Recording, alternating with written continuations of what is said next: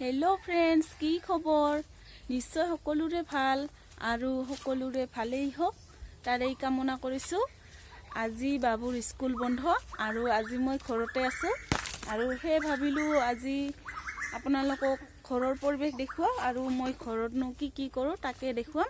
তেতিয়া হলে ভিডিওটো শেষলৈকে চাই থাকিব। মই বাৰীত এনেকৈ পান গছ লগাই থৈছো, 4 জোপা মান লগাইছো।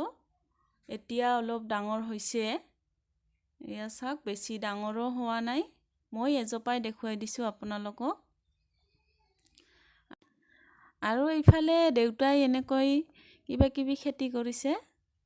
এইবোৰ বেগেনা গছ ৰুইছে। এইবোৰ কিছুমান ডাঙৰেই হৈছে, কিছুমান সৰুৱে আছে। এইজোপা ডাঙৰ হৈছে আৰু কিছুমানটো একেবাৰে সৰুৱে আছে। এই জোপাও ডাঙৰ হৈছে আৰু এই ফালৰখিনি একদম সৰুৱে আছে এইখিনি।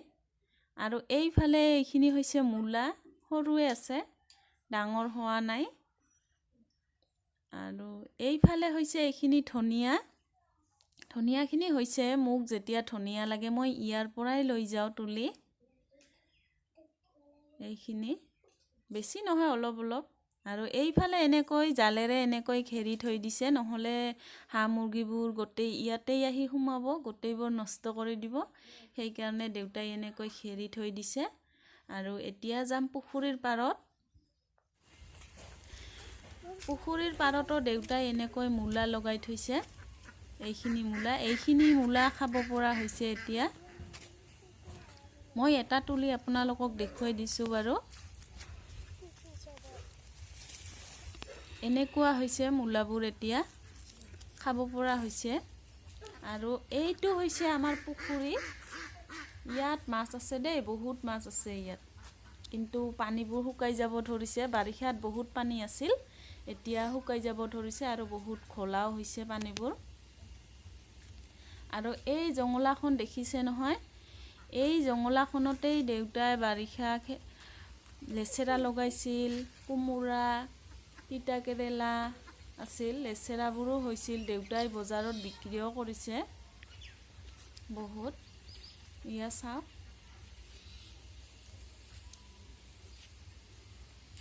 আৰু এইফালে হৈছে এনেকৈ মুৰ্গীবোৰ আজি কণী পাৰি থৈ দিছে।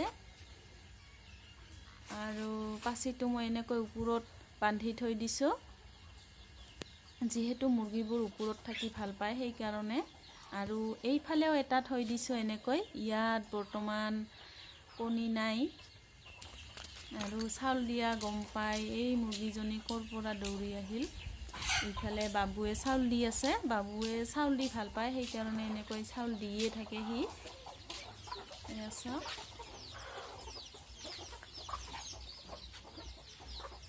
আৰু পাকঘৰৰ কাষতে এনেকৈ এইজোপা হৈছে অমিতা গছ। অমিতা গছডাল সৰুৰ পৰাই লাগিছিল, এতিয়া বহুত ডাঙৰেই হ'ল। আৰু এইয়া চাওক, এনেকৈ ফুল গছবোৰ মই লগাই থৈছো ঘৰৰ চাৰিওকাষে। ইমান ধুনীয়া লাগে পাতটো। এইজোপাও চাওকচোন, ইমান ধুনীয়া ৰঙা ৰঙা পাতবোৰ। দুজোপাই হৈছে, এতিয়া বেছি ডাঙৰ হোৱা নাই। এই দুজোপা কিন্তু ডাঙৰ হ'ব, সৰুৱে আছে এতিয়া, এবছৰ মানুহে হ'ল ৰোৱা। ইমান ভাল লাগে পাতবোৰ, সেইকাৰণে মই এনেকৈ ৰুই থৈ দিছো। বেলেগত ভালকৈ লগাম বাৰিষা আহিলে। আৰু এইফালে এজোপা আছে, এইজোপাও মই এনেকৈ লগাই থৈ দিছো ঘৰৰ কাষতে। পাতবোৰ বহুত ভাল লাগে মোক, সেইকাৰণে মই এনেকৈ লগাই থৈ দিছো। ইমান মৰম লগা পাতবোৰ। এতিয়া বেছি ডাঙৰ হোৱা নাই, সৰুৱে আছে। আৰু এইফালে এনেকৈ টাবত ফুলবোৰ লগাই থৈ দিছো। ফুলবোৰৰ মই নাম নাজানো, এনেকৈ লগাই থৈছো, ভাল লাগে সেইকাৰণে। ফুলবোৰ ফুলিছেও। এই কেইজোপাও এতিয়া ফুলিব ধৰিছে, ফুলৰ কলিবোৰ হৈছে, এতিয়া ফুলিব। যোৱা বছৰো ফুলিছিল এই কেইজোপা। বহুত ভাল লাগে যেতিয়া এই কেইজোপাই ফুলে। এনেকৈ মই ঘৰৰ কাষে কাষে ফুলবোৰ লগাই থৈ দিছো।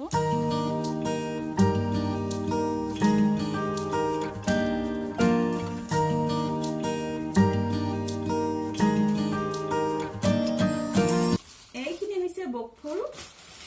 আৰু আজি মই বক ফুলৰ পকৰা বনাম। আৰু আপোনালোককো দেখুৱাম এইখিনি বক ফুলৰ এইখিনি মাজৰ এইখিনি মই উলিয়াই পেলাম প্ৰথমতে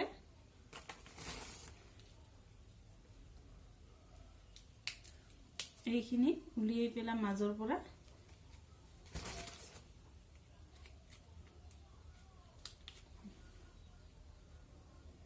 এইখিনি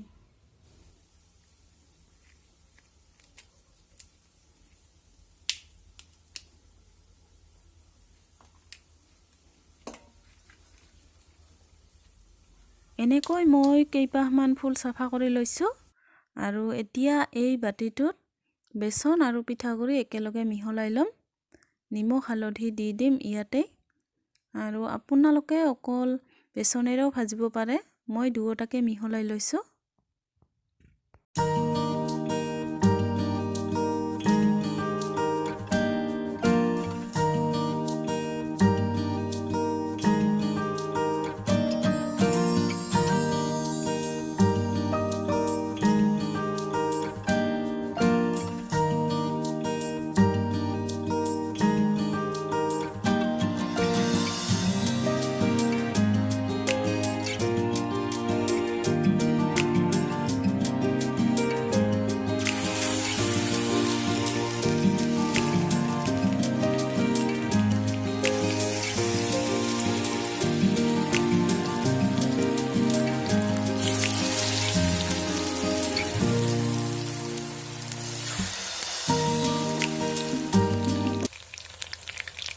মোৰ পকৰা এতিয়া ৰেডি হৈ গ'ল আৰু আজিৰ ভিডিঅ'টো চাই কেনে পালে যদি ভাল লাগিল তেতিয়াহ'লে লাইক কমেণ্ট শ্বেয়াৰ কৰি দিব আজিলৈ ইমানতে সামৰিছোঁ